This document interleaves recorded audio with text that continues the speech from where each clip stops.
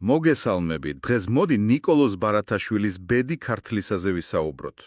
ეს პოემა, ხო იცი, საქართველოს ისტორიის ერთ-ერთ ალბათ ყველაზე რთულ მომენტს ეხება. იმ არჩევანზეა, რომლის წინაშეც მე-18 საუკუნის ბოლოს საქართველო დადგა. აბა ჩაუღმავდეთ. კი ბატონო. ეს პოემა, როგორც ვიცით, ორ ნაწილად, ანუ ორ კარად იყოფა. და გვიყვება, ესე იგი, ბრძოლაზეც და თან ძალიან ღრმა პოლიტიკურ დილემაზეც.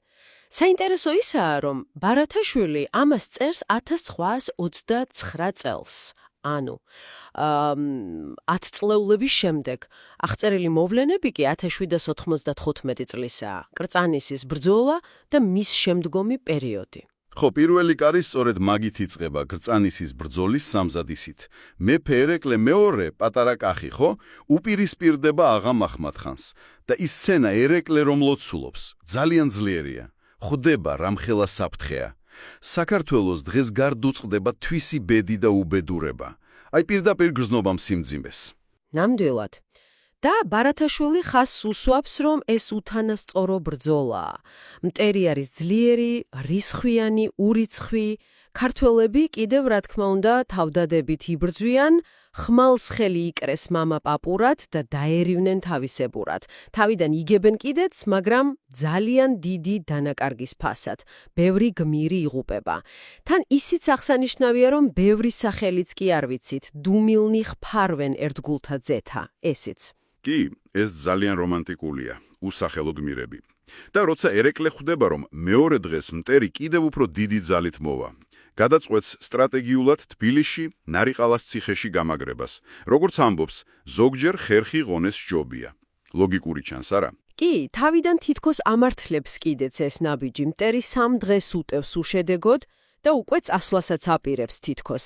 მაგრამ აი სწორედ მან შემოდის ღალატის მომენტი.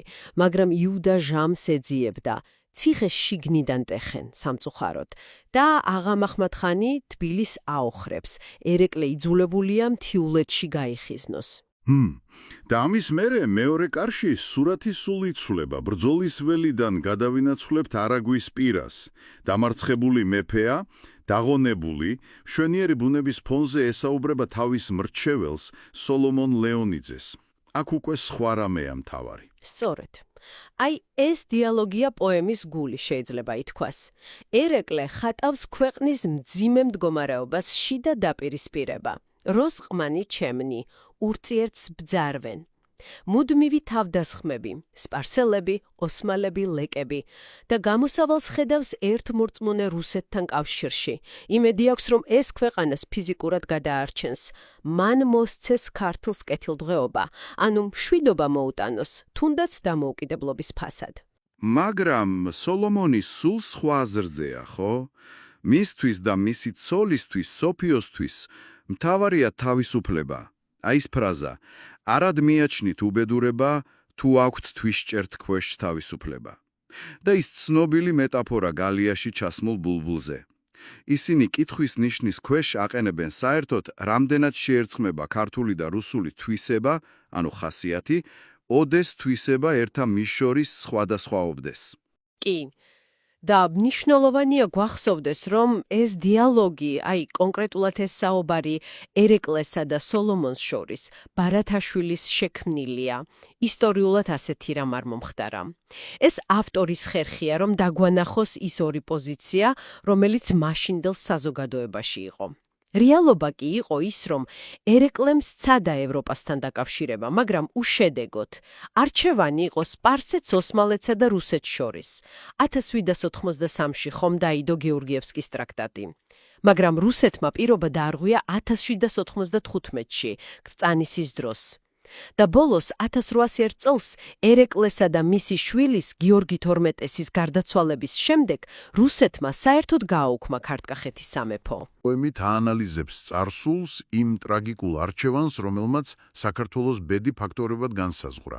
და ეს ყველაფერი, რა თქმა უნდა, რომანტიზმისთვის დამახასიათებელი სტილითაა მოცემული, ბუნება, ემოციები, თავისუფლების იდეალი.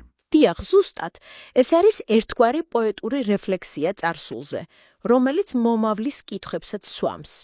ბარათაშვილი არ გვაძლევს მარტივ პასუხს, ვინ იყო მართალი. ის გვიჩვენებს დილემის სირთულეს. მას შესე, ბედი ქართლისა გვიხატავს ამ ტრაგიკულ არჩევანს ურთულეს ვითარებაში. არჩევანს ფიზიკურ გადარჩენასა და სრულ დამოუკიდებლობას შორის იმ რისკებით, რაც ამ უკანასკნელს მაშინ ახლდა. ერეკლესის ბოლო სიტყვებიც ხომ, დღეს იქნება, თუ ხვალ იქნება, ქართლს დაიცავს რუსთ ხელმძიფება. თითქოს გარდაუვალობაზე მიანიშნებს. კი, და ბოლოს დაფიქრდი შენც ამაზე. როგორ გვეხმარება ეს პოემა, რომელიც თითქმის 200 წლის წინ დაიწერა, თან კიდევ უფრო ადრინდელ მოვლენებზე. როგორ გვეხმარება დღეს გავიგოთ არა მხოლოდ საქართველოს წარსული, არამედ ის მუდმივი კითხვები, რა არის ეროვნული იდენტობა, სუვერენიტეტი, როგორ ვიღებთ რთულ პოლიტიკურ გადაწყვეტილებებს. ეს საკითხები ალბათ სხვადასხვა ფორმით დღესაც აქტუალურია, არა?